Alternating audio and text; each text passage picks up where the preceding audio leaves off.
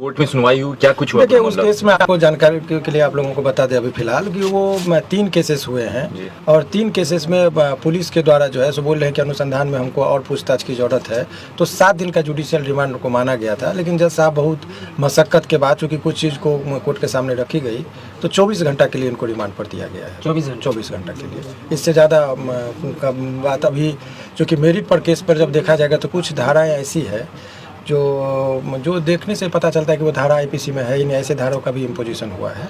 तो सभी न्यायालय के समक्ष संज्ञान में आया, जिस पर न्यायालय ने करीब थोड़ा सा तेवर जो है सो उस पर अपना रखे कि ये कुछ धाराएं ऐसे है। तो यही निर्देश स्पेशली दिया गया कि आप जो भी नियम पालन है, टॉर्चर नहीं करेंगे, मारपीट नहीं करेंगे, ये सब कहते हुए न्यायालय ने उनको। सर, सूचना ऐसी बाहर निकल के आ रही कि जो तमिलनाडु पुलिस है वो ट्रांजिट रिमांड पे ले जाएगी, अगर ले जाएगी। अभी तमिलनाडु पुलिस की जो भी बात है, अभी इस केस में मनीष कश्यप जी के संबंध में सब मनगढ़ंत बात है। अच्छा, वो बात से कहीं कोई लेना देना नहीं है। अभी सिंपल ये बात समझिए कि ये बिहार पुलिस ने जुडिशियल रिमांड से निकाल के पुलिस रिमांड की बात कही है, तो पुलिस रिमांड इनको 24 घंटे का मिला है। 24 घंटे। यही खबर के दृष्टिकोण से आप लोगों के लिए है। मनीष कश्यप की गलती क्या है सर? अब गलत और सही का निर्णय तो न्यायालय देते हैं, इस पर हम लोग अपराध क्या है सर? अपराध वगैरह के बारे में इन पर जो एलिगेशन है कि इनके द्वारा एलिगेशन यही है कि कुछ ऐसे वीडियो को उन्होंने शेयर किया जिससे ये हुआ, तो यही सब चीज़ है और कोई बात नहीं है। तो उस पर हम लोग का कुछ नहीं, इनका जुडिशियल रिमांड का बात था, वही बात उस पर। जुडिशियल रिमांड मांगते वक्त क्या कुछ कह रही थी, किस बेसिस पे मांग रही थी?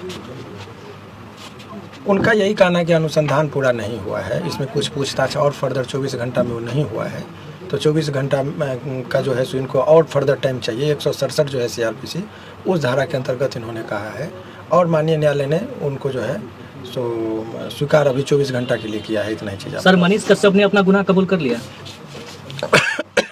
ये सब बातें जो है सो कन्फेशनल स्टेटमेंट की बातें कही जा रही है, लेकिन इस तरह की कोई बात अभी नहीं है, कोई गुनाह नहीं है। देखिए, आप एक चीज़ समझिए कि जब किसी भी व्यक्ति पर केस होता है, अनुसंधान होता है, चार्जशीट होता है, कन्फेशनल स्टेटमेंट का कोई महत्व नहीं होता है। CRPC की इंडियन एविडेंस एक्ट का जो है उसमें एक चीज़ समझिए कि कन्फेशन बिफोर द पुलिस, उसका कोई महत्व नहीं। तो कुछ कन्फेशनल स्टेटमेंट वो भी मनीष कश्यप ने अन्य लोगों की बातें कही जा रही है, लेकिन इनके द्वारा नहीं है। तो वो सब तमाम तरह का चीज़ है, जब वो चार्जशीट जमा होगा तब आप लोगों के लिए होगा। अभी फिलहाल यही समझिए कि जुडिशियल रिमांड, हालांकि वो चूँकि ये पूरा केस ही जुडिशियल रिमांड का जो क्वेरी था, जज साहब का ये कहना था कि ये होल केस डॉक्यूमेंट्स पर आधारित है, वो जुडिशियल रिमांड की ज़रूरत कहाँ पड़ती है, वो एक आप जानना चाहेंगे। हमने जुडिशियल रिमांड वो गलत टर्म का दिया, पुलिस रिमांड की बात हो रही है। तो पुलिस रिमांड का ज़रूरत तब होता है जब कोई अनुसंधान में फर्दर पूछताछ की ज़रूरत है। मान लीजिए किसी को किसी ने हत्या कर दी, और हत्या करने के बाद लाश को कहीं छुपा के रखा। अब वो व्यक्ति को गिरफ्तार हुआ, 24 घंटा में पता नहीं चल रहा है लाश वगैरह का। माने एक उदाहरण मैं दे रहा हूँ। ऐसे विकट परिस्थिति में लोग कहता है कि कुछ और रहेगा तो हमको कुछ साक्ष्य संग्रह हो जाएगा।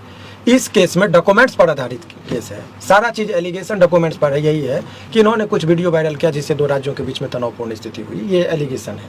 तो वो डॉक्यूमेंट्स है, वो सारा चीज़ ऑन रिकॉर्ड है। तो वो चीज़ का जो है सो 7 दिन का जुडिशियल रिमांड, इसीलिए जज साहब ने उनके डिमांड का जो था, उनका पुलिस रिमांड की बात जो कही जा रही थी, उनको उन्होंने इनकार करते हुए कहा कि नहीं, तो बहुत ज़्यादा मशक्क़त के बाद 24 घंटे के लिए उनको दिया गया। अगर मनीष कश्यप को सजा होती है तो कितनी उम्र की? सजा की बात अभी छोड़िए, वो सब ट्रायल में होगा। अभी आप लोगों के लिए खबर ये है कि पुलिस कस्टडी जो होता है वो थोड़ा लोगों के मन में डर होता है, टॉर्चरिंग का एक डर रहता है।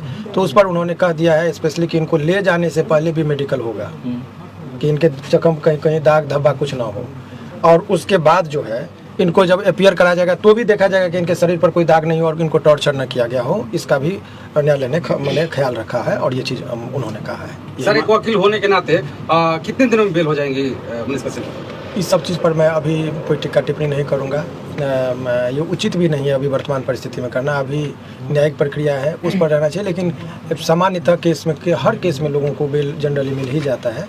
तो यदि आपने कहे तो इसमें चूँकि लोअर कोर्ट में बेल नहीं मिलती है तो सेशन में लोग जाते हैं, सेशन में नहीं मिलेगा तो हाई कोर्ट में मिलता है। तो हाई कोर्ट तक आते आते उम्मीद की जाती है कि ऐसे प्रकरण में बेल मिल ही जाते हैं सामान्यतः। तो यदि हाई कोर्ट में नंबर में आने में 2.5-3 महीना लगता है, तो ऐसे प्रक्रिया में 4-5 महीना का उम्मीद 4-5 महीना जो है सो प्रक्रियात्मक जो है सो लग ही जाता है। जो सामान्य अन्य केसों की बात मैं करूँ, इस केस की बात नहीं। इस केस में भी यदि वही प्रक्रिया में आए तो होगा। सर, दोबारा पुलिस फिर रिमांड में तो नहीं ले सकती? बार बार रिमांड पर क्यों लिया जा रहा है प्रशासन के द्वारा मनीष कश्यप को? अब उस पर हम जब बयान देंगे तो पॉलिटिकल हो जाएगा, इसीलिए उसके लिए पॉलिटिकल लोग हैं, वो लोग बयान देंगे, बेहतर है। वो जो भी चीज़ है आप समझिए, पुलिस कह रही है कि हमारे पास रिक्वायरमेंट है, कानूनी रूप में यही कार्य, लेकिन वो राजनीतिक रूप क्या है तो वो तो राजनीतिक पार्टी वाले लोग अपना बयान देंगे, आप उन लोगों से बयान लीजिए। मनीष कश्यप पर कौन कौन सा धारा लगा हुआ है? ये तो कई बार हमने जिक्र किया है, 153 का ए, 153 का बी, 468, 505 का सेक्शन लगा हुआ है। अन्य भी बहुत सारे सेक्शन है, 120 बी है, जिसमें अधिकतम सजा का प्रावधान 7 वर्ष का है। चलिए बहुत बहुत ठीक।